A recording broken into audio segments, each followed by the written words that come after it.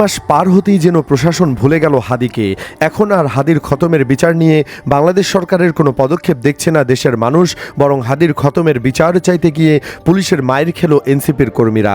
জানা গেছে, শরীফ ওসমান হাদির হত্যাকারীদের বিচারের দাবিতে পঞ্চগড়ে বিক্ষোভ ও সড়ক অবরোধ করে বিক্ষুব্ধ জনতা। এই কর্মসূচিতে লাঠিচার্জের ঘটনায় আহতদের দেখতে হাসপাতালে যান জাতীয় নাগরিক পার্টির এনসিপির উত্তরাঞ্চলের মুখ্য সংগঠক সার্জিস আলম।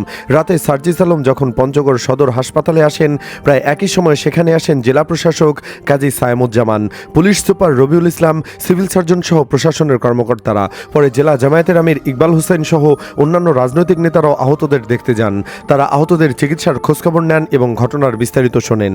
পরে সার্জিস আলম সংবাদকর্মীদের বলেন, আমাদের ভাই শহীদ ওসমান হাদির হত্যাকারীদের বিচারের দাবিতে শান্তিপূর্ণ কর্মসূচি শেষ করেছিল বিক্ষোভকারীরা। সেখানে কার নির্দেশনায় হামলা করা হয়েছে সেটা বের করতে হবে, দোষীদের বের করতে হবে। জেলা প্রশাসক কাজী সায়েমুজ্জামান বলেন, আমরা আর্মি সেনাবাহিনীর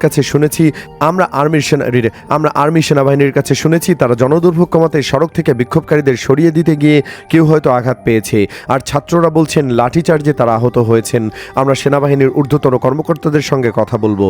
এদিকে ঘটনার প্রতিবাদে রোববার রাতে বাংলাদেশপন্থী শিক্ষার্থীদের ব্যানারে আবারও জেলা শহরে বিক্ষোভ মিছিল করে ছাত্র জনতা। এতে বৈষম্য বিরোধী ছাত্র আন্দোলনের নেতাকর্মীরা ছাড়াও বিভিন্ন ছাত্র সংগঠনের নেতাকর্মীরা অংশ নেন।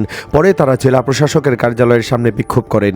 এর আগে বিকেলে শহীদ ওসমান হাদির হত্যাকারীদের বিচারের দাবিতে শিক্ষার্থীদের বিক্ষোভ ও সড়ক অবরোধ চলাকালে লাঠিচার্জে আহত 23 জনকে পঞ্চগড় আধুনিক সদর হাসপাতালে ভর্তি করা হয়। দর্শক, সরকার কি পারবে হাদির খতমের বিচার করতে, নাকি মিথ্যে অজুহাতে নাটক করবে দেশের প্রশাসন?